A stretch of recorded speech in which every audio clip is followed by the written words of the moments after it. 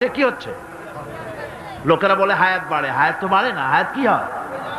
জন্মের পরের থেকে আমার জন্য রিজার্ভ আছে যতটুকুন, 50 বছর বাঁচবো, 60 বছর বাঁচবো, যতটুকুন হায়াত আমার জন্য নির্ধারিত করা আছে, নির্ধারণ করা আছে, প্রতিদিন একদিন একদিন করে কমে যেতেছে।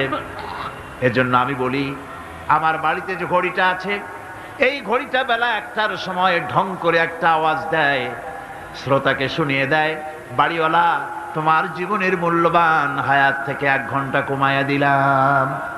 2টার সময় 2টা ঘন্টা লাগায় শোনায় দিল, বান্দারে তোমার জীবনের মূল্যবান সময় থেকে 2টি ঘন্টা কমে গেল।